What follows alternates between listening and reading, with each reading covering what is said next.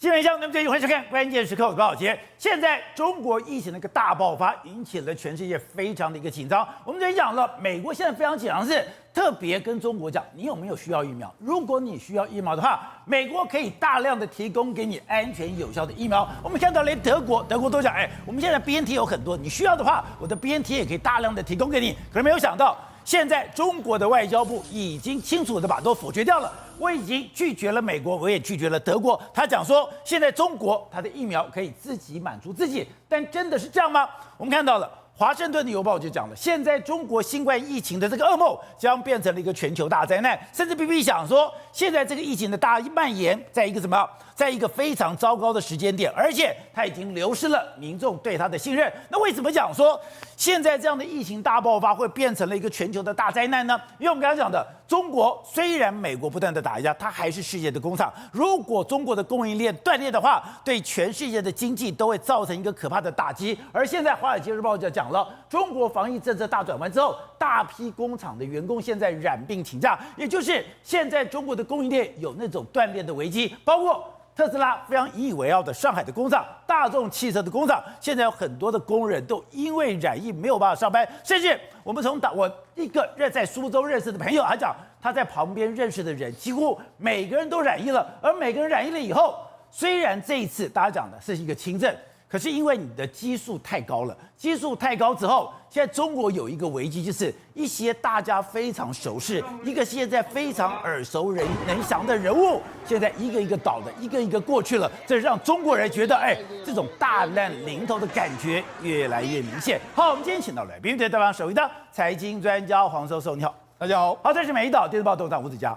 大家好。好，第三位是时事评论李正浩，大家好。好，第四位是国民党台北市议员徐小新，大家好。好，第五位是战略专家林廷辉，大家好。好，第六位是前台大感染科医师林世璧，大家好。当这个疫情大爆发的时候，全世界当然非常紧张。我们昨天讲了，现在美国讲你需不需要疫苗？对。德国也说你需不需要疫苗？如果你需要的话，我可以给你，打这种安全有效的疫苗，至少你的危机可以降低，你的危机可以解除，危机解除以后，你就不会变成一个全球的大灾难。就没有想到中国的外交部今天居然讲，不用了，我们可以自己满足自己。宝姐，现在中国大陆在发生一场所谓的优胜劣败的屠杀战。为什么这样说？优胜劣败屠杀。你如果真的撑不过去，那你就只能够过去了，真的是这个样子。因为什么？因为中国现在显然是他真的不管。那这几天的时候，国外相当紧张。美国很紧张，美国国务院马上就说：“我没有疫苗，你要的话，我们赶快给你。”这种人道危机，我们不会坐视不管的。那德国总统还跟习近平通了60分钟的电话，他说：“我们有库存数亿剂的 BNT， 我们可以随时就送到中国去，你要不要打？”就没想到中国今天的外交部就直接说了，我们自己可以满足我们自己的需求，自己满足需求。同时他还说什么？我们现在中国正用最小的代价来完成最大的抗疫的成果。大家看到完全傻眼。什么最小代价？对你这个代价太大了嘛！看最近你看。华盛顿邮报说什么？中国新冠疫情噩梦将演变成全球的大灾难。然后 BBC 说，你在糟糕的时间点，那缺席的路线图，还有流失的信任，这个时候开放，真的是造成全世界大恐慌。那人家就说，我们台湾的这个研究单位河北乡就说，至少这个高原期要5个月。未来5个月的时间里面，都有非常大量的人会死去啊。对，疫情会相当严重啊。再来是什么？第二个严重是供应链恐怕会大瘫痪，人员会大损伤。那人员大损伤到什么程度？宝杰，那最近发生一件事，日本的外相他林芳正准备要访问中国，对，原定下个礼拜，他说他打电话去中国，没有人接他的电话，也没有任何回应。所以，事实上现在中国高官政府搞不好已经出现一个瘫痪的局面。好，所以也就是说，现在中国人非常进行无情的一个淘汰赛。对，这个淘汰赛就是你这样说，太弱缓强。对，没错。今天很多现在开始在整理了。是12月15号以来，本来有一些人都是居于高位的，在一个非常重要的位置上面，可是居然一个一个的都过世了。而且这一波的这个新冠肺炎，对很多中国的老人来说，真的是一个非常残酷的这个大考验。我们可以讲，事实上从他12月7号宣布这个解封之后，你看很多死亡，从12月15号，你看这么多，对，这么多是什么？这是媒体整理出来，这是非常重要的人物哦，这不是一般人物哦。你看王作斌，中国著名的法学学家，他是中国的这个著名的这个所谓新中国的刑法学的作者，主要的开拓者，还有奠基人物，这么重要。然后赵子升，他是什么光纤通讯的专家，光纤通信。那这个汤洪霄，他是什么中国工程院的这个院士，每一个人都是响当当人物。还有这个12月20号，吴冠英，他是什么福娃的创造者，他死了。你就知道，事实上现在一大堆，这是什么？他们都是老人，按中国的什么最近的这个雷射的这个专家赵颖君过世，然后这个稀土冶金的专家张国成过世，很多他们中国过去这个院士啊，或者他们专家，他们是保护的好好的，就没有几个月的时间里面，从现在为止来说的话，居然很多人在这几天就突然过世的一个情形了。好，我们看到，中国本来想去压制这样的疫情，对这个死亡人数的这个数字讳莫陌生。可是当你这么重要的人物，你一个一个死亡的时候，你就压不住了。而且我们刚才讲到高官很多这个院士，很多这个著名人物过世，对不对？那现在北京里面来说，北京的301医院附近，301医院封路了。301医院是什么呢？是北京中南海的高官在用的。就像现在封院，人家说到底是出了什么事情啊？连301医院附近来说都完全是，你看红色的这个就是目前是堵塞的一个状况。对，到底是哪个高官还是哪个人呢感染了这个新冠肺炎？301是服务中南海的，对，所以那事实上现在很严重。那甚至你看，我们昨天讲到前电力部部长的这个齐敏的夫人过世，然后过世之后，他们人去描写什么？他说：“我们把他送到医院的时候吓一跳，医院里面根本这个太平间里面根本没有一个地方可以让我们踏脚进去，我们还堆叠起来一个状况。那北京现在严重到什么程度？我们过去在这个新冠肺炎刚爆发，不是四方来源武汉，对不对？对。现在是反过来，你看这是湖南省的新冠肺炎的疫情防控指挥部，他就说了，我们准备呢要组成一个团队呢，要到北京去。你知道事实上他们还说去北京，对，医护比要1:3的要求，要准备要到北京去驰援北京，代表北京现在很严重。你就知道说，事实上整个中国的政治中心，目前为止来说，可能处在一个严重瘫痪的过程。因为昨天廷辉得到的一个资料就是，他的中南海很多的高官都染疫了。我们就讲林芳正打电话去外交部，没有人接，那不是告诉你打到外交部没人接啊？所以呢，他现在怎么样？他原本下个礼拜要访问，他说好了，那我知道应该是可能要明年才能够访问了，那很尴尬，为什么没有人？外交部没人接电话，没有人给他回应。好，那除了这个之外，那因为很多人过世，到什么程度呢？那这是在这个目前在石家庄这个地方来说，它的火葬场里面的这个焚化炉，因为有3具焚化炉，24小时不断的运转。对，他说有3具坏掉了，有3具坏掉的时候，现在我们可能没办法正常的火化。焚化炉烧到坏掉，等你呢，等到我们这个修理完的时候，你再进来的一个状况嘛。他说现在整个完全这样。他说有一个人抛出来网络上，他说我的老人家6点过世，那12点来说要求这个相关单位来开这个死亡证明书，然后他就跟你说，现在我们这个焚化炉没有办法进去，就没办法进去之后，你知道，他就说没有关系，但是如果你愿意付15000块人民币的话，我马上就可以帮你火化的一个状况。就他批评说，都什么时间了，还要付钱，你还要我们来抢发这种国难财。你知道他现在整个你看火化的这个状况，连很多焚化炉呢，目前为止可能烧一烧之后，它就没办法再烧，烧就没办法再烧，因为它都是24小时不断的强行运转的一个状态。而且我看到了这个帖子，我就把我吓死了，还说他的父亲在不在过世了？过世之后，他就拉到了八宝山的这个火葬场，他居然讲，很多人是坐着来，什么意思？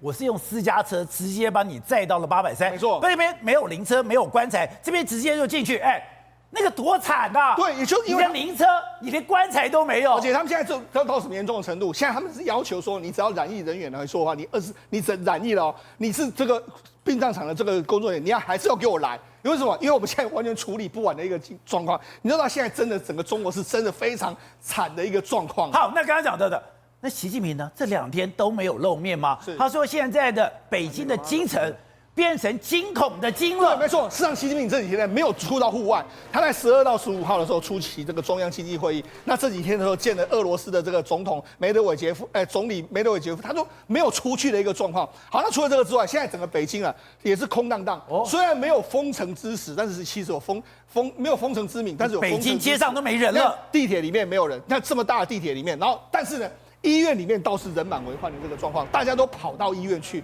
甚至在医院的时候，半夜3更的时候还是在排队。现在呢，要么你就是在这个火葬场，在殡仪馆的这个地方，要么就是医院，要么就在家里面的一个状况。他们都说很奇怪，因为这是半夜3点赶着在急诊室外面的人，现在整体的运输量大概比之前呢下降了大概58% 左右。那除了这个北京之外，上海也是一样。现在很多外企或者他们本身的工厂在抱怨什么？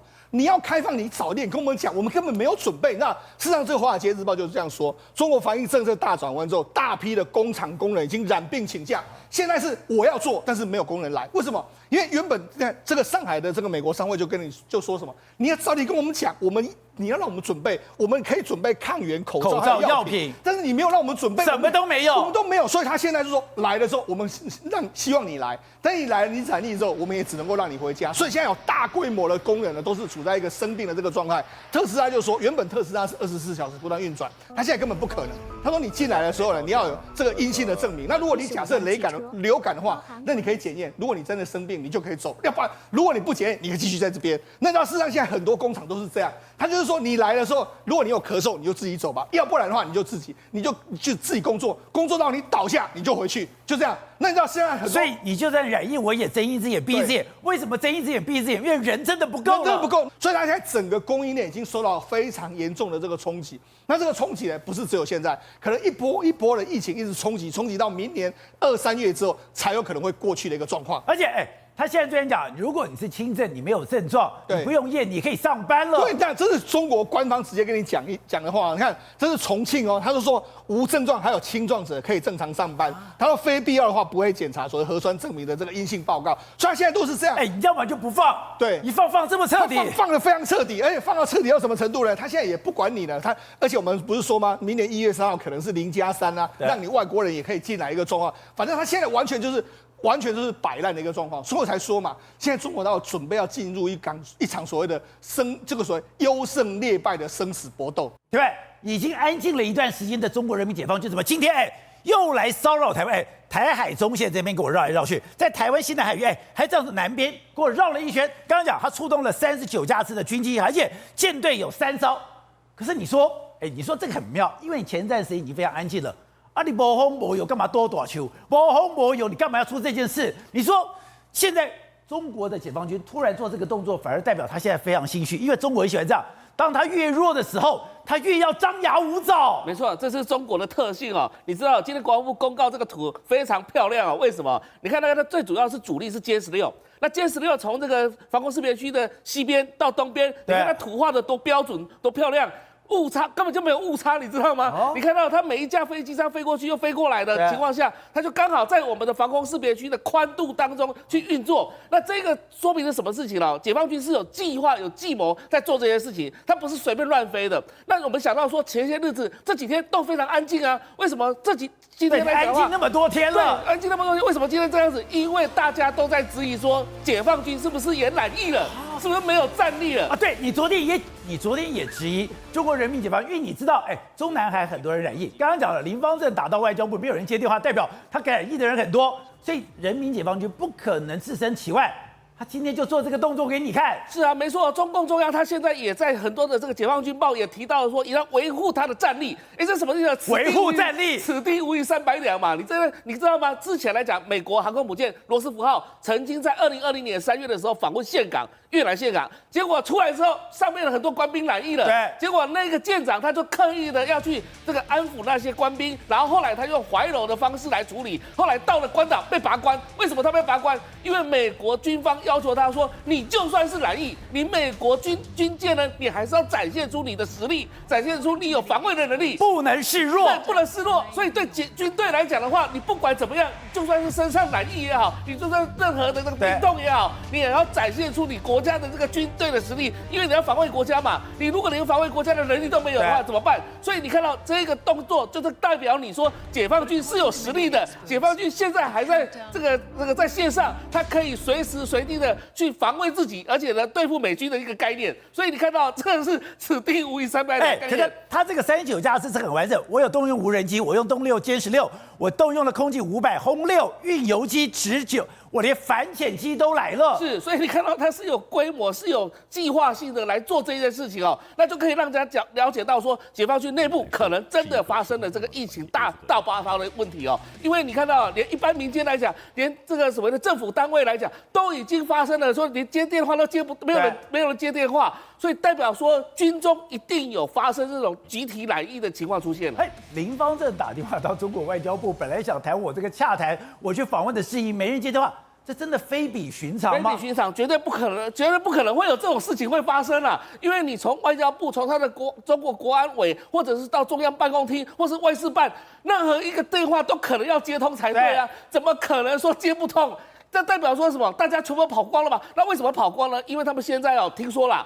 今天如果你染疫了阳性，你要再回去上班的话，你第一个要先提供所谓的这个所谓的阴性的这相关的证明。除了这个阴性证明里面，还在做 PCR， 还要做很多的东西。完成一个手续之后，大概3天之后，你才能够进到办公室。对，所以如果说大家都阳性的话，全部回家休息，办公室当然没人嘛。谁要接电话？这么严重？那你要谁接电话？所以就变成说林芳正为什么打电话没有人接的原因就在这里。因为你说你连你想找人都找不到了，找人都找不到啊，那你只能说他要返家这个休息啊，在等待什么时候什么阴性嘛。然后呢，就算是阴性，你还要拿到所谓的3天内的相关的检测的资料，再回去报到。所以就变成说，你在整个中央来讲的话，或者是说地方来讲的话，他们官员很多事实上染疫的阳性都在家里休息的。好，董事长。现在中国的疫情，真的有那么严重吗？严重到《华盛顿邮报》紧张到说，它会变成了一个全球的大灾难。第一个，你刚刚看到了吗？它所有的 supply chain 供应链现在断裂嘛？对，我现在不上班了，还有我护士、医护人员，我主动就逃掉了。主动逃掉。我染疫我不上班了，因为去就倒霉嘛。对不对？给你搞这个，所以医院没有医护人员，系统瘫痪。而你刚刚看到一些，今天我听到的最大的消息是301医院现在开始瘫痪。301医院是什么医院？负责中南海的。中南海的高干医院，哇，这个完蛋了。他听说有好几个部长级、现任的部长跟副部长级的已经染疫身亡。这假的？有好几个。都个位数，目前听到是个位数，吓死人。那问题是老干部是什么？老干部本身体力就不好嘛，对，年纪大，本来就是属于80岁、90岁这种，你这种一碰到开始一染疫，就跟感冒一样啊，对，马上肺积水你就走掉了嘛，所以这个是高危险群啊。那现在突然间一开，对，那这个整个就乱掉了嘛，整个乱套的情况之下，他也没有对策，他也没有方法，是啊，这是目前的情况。好，那我们问，为什么这个样子？他为什么突然间要开？为什么要开？可是美国跟德国不是要给你疫苗吗？他不会接受国外的疫苗，不可能的事情嘛。因为这个接受国外疫苗这个事情与否的决定权，不是在卫生单位，在习近平，在外交部。哦，外交部。你是王毅，你会接受吗？为什么不接受？不开玩笑，你前2年你是中国是防疫全世界第1大成功国家，对，然后还援外。就帮助多少弱小国家、非洲国家送了多少的疫苗出去？对，连印尼都通通拿到了嘛，对不对？马来西亚，我记得很多国家都拿到中国疫苗，还有个非洲国家拿到了。然后你告诉我的疫苗没用，那糗了，糗大了，这外交怎么走不下去了？所以我再怎么样咬死说，我可以自己满足需求。对，我的疫苗是 OK 的嘛。我的民族现在是在搞民族主义的时候，怎么可以承认说他的疫苗不灵光？对，他不可能同意嘛。而且第3个，他认为你这个东西是包藏祸心嘛，你美国来帮他忙，对，你德国帮他忙，到底什么意思啊？你帮忙是真的帮忙，假帮忙？你疫苗是要来卖的还是要送的？你要送多少？对，这个东西扇门一开，后面整个都乱掉了嘛。好，那第4点，他现在有没有接受德国疫苗？有啊，有。上次肖兹去的时候讲好了嘛，这上次就是上一次肖兹带着 BNT 的董事长到北京去，他们带12个企业家，你记不记得？对。然后见了李克强，是。然后肖兹见到了习近平本人，是。当时就达成协议，让德国人居住旅华德人可以打 BNT， 德国人可以打 BNT， 当时已经做了这个决定了。然后做这决定之后呢，那时马上上海复兴就立刻进了疫苗进去。对。然后这个东西，请问你，这个如果德国人可以打疫苗的话，那是不是大家都可以变成德国人？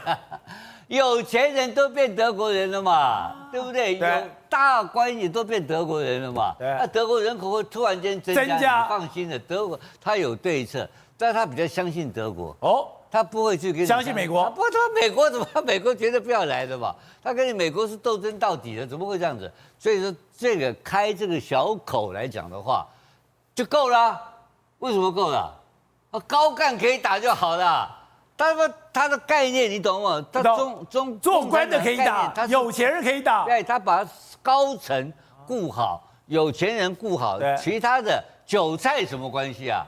韭菜慢慢混嘛，对，混了半年不就都没事了吗？虽然这个问题是整个大乱，我直接让你物尽天择。当然是这样子啊，他现在就用这个方法，他最重要是我现在讲最后一个原因，他实在没有经费去支撑这个 PCR 了，对，他这个国家已经搞得完全没有经费、没有钱了嘛。我连风控的钱都没了。不是风控，你看他最近的一系列的开的所谓的中央经济会议，你看到没有？对，他开放了什么项目啊？什么项目？他把所有的平台、所有的补习班、所有的过去他封的一些阿里巴巴这些，通通全部开放。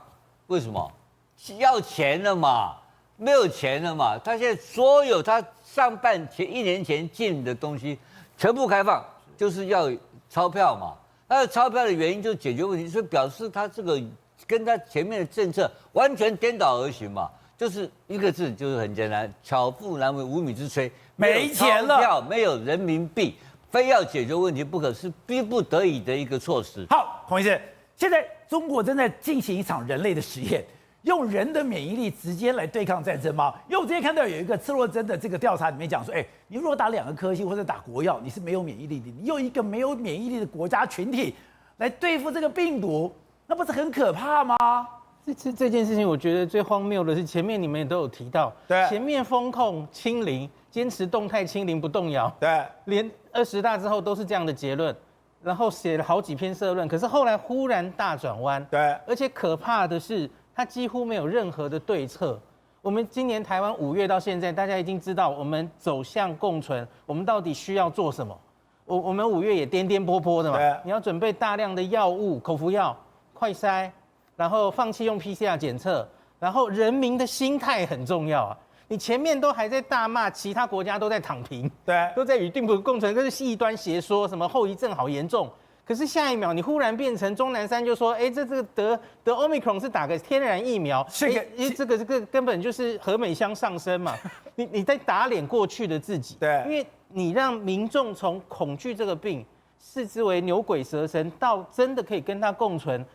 我们台湾也知道，这历经了我们在这里跟大家卫教了多久啊？这不是一触可及的，所以你一下子转弯之后，哇，你就会造成大家很恐慌。”因为你要走向病毒共存，你这3年到底准备了什么？对，大家在比的是你的疫苗到底打够了没，特别是老人家。对，那现在非常多，不管是中国自己的专家，或是国外的专家，在做模型，不是都说，也许预估这一波疫情到3、4月，也许中国会死100到200万人左右。他们带入的模型是你的老人家到底打了多少疫苗？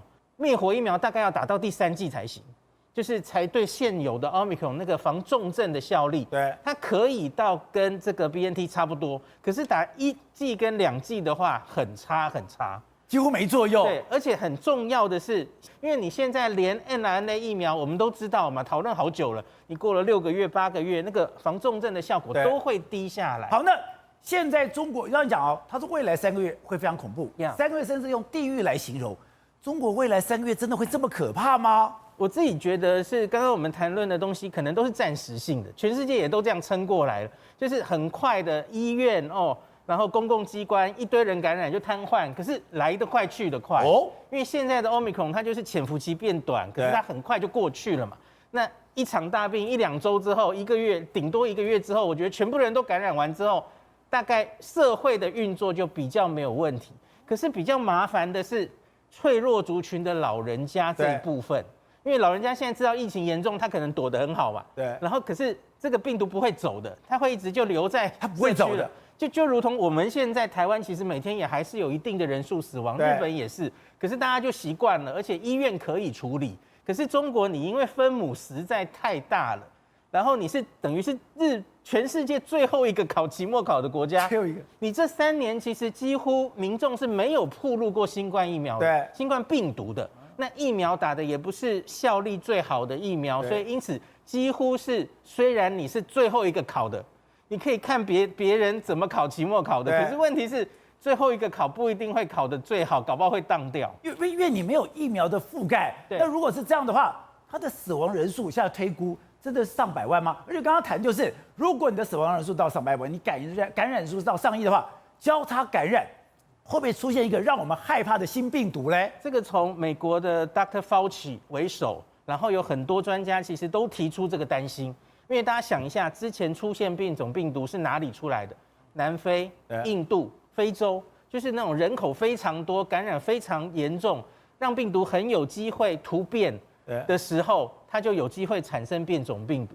那可是这个东西，我比较同意何美香医师老师，我没有特别担心哦，因为其实大家知道，现在新冠病毒根本没有消失嘛，在全世界它其实都还是不断的在传播。对，那这种突变出来一个新病毒的风险，其实不是只有中国，我个人觉得现在已经不是3年前了，因为它要再变出一支对我们这3年打的疫苗得的病毒完全没有抵抗力。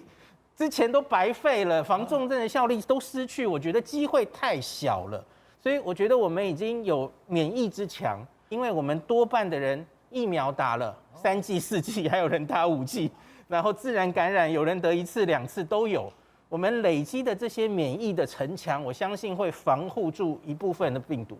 对，可是我们看到中国现在出现了一些舌头的颜色变成蓝紫色，然后整个人突然暴瘦。现在有人很紧张，说这个中国的病毒会太可怕了。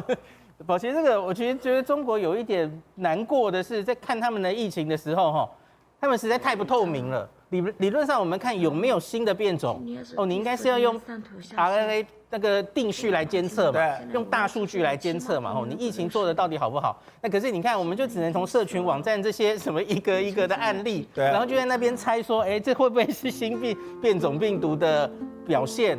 这科学当然不是这样看的。比方说，我以右下角这一例这一例说他什么得病之后，然后这个眼睛都肿起来。对，我觉得最可能的原因是他可能吃了什么药，然后造成过敏吧。这个药的过敏。对，你不能排除嘛那右上角这个人就变得舌苔很厚，黑黑的对，蓝黑色的。通常都是因为免疫力影响免疫力，我们舌头会有一些变化那它的免疫影响，你可以说是新冠病毒感染。也可以，他可能吃了不知道是什么药嘛，对，也许是中药，也许是西药。那可是这一些单一案例，我觉得大家都不用自己吓自己那可是我觉得中国的这一波疫情很麻烦的，就是他们的数字是不透明的，是，所以我觉得我们要应对的是从中国过来的案例，可能要确定一定要做足够的病毒监测，看它有没有产生新的变种病毒。董事长，现在为了疫苗风波，台湾现在也吵得不可开交。郭台铭昨天讲的，用的非常重，庙堂之上朽木为官，敝殿之间禽兽食禄。就刚才讲的，现在跟我们的卫福部长有一些唇枪舌战，现在侧翼全部都来攻击郭台铭。你有钱，你有钱不干嘛？不用你自己的专辑送你妈妈出去打就好了，你吵什么吵？好，那现在最妙的是苏贞昌在这个时候居然道歉了。不，我觉得两边好像都有不同的支持者了有侧翼在打郭台铭不错，然后郭台铭好像也有好多万人就帮他喊赞的也有了那这个事情，那苏贞昌今天出来讲，苏贞昌态度就比较和缓，对他就认为说是这个身为政务官的薛瑞元用这种像推销 BNT 推销员的方式去讽刺郭台铭。这个是不恰当的一种言语嘛？他怎么转性了？对，所以那这个，因为我觉得这个原来就是苏贞昌本身他的个性上喜欢吵架，对，这次他没有吵架，原因因为是在党内的背景有点关系党内很多人现在要他下台，真的吗？他搞不了，不知道能搞多久不晓得啦。现在两边在角力嘛，对，两边在角力的结果，苏贞昌可能会获胜，可能会下台。看2月1号之前还有没有这个内阁不一定了但是郭台铭这个事情倒还会继续延烧，因为这个病毒刚刚谈到的病毒，万一今天美国现在担心了嘛，德国担心了嘛，世界各国都担心嘛。对，如果中国这个疫情延烧起来，又交叉感染，我们医生在这里又产生了新的病毒的时候，台湾要倒大霉啊！所以台湾不光是吵口水、吵架，应该要准备密切观察中国有没有可能产生新的变种病毒来侵犯台湾，造成大爆发的可能性。对，这个我觉得还是更积极的东西。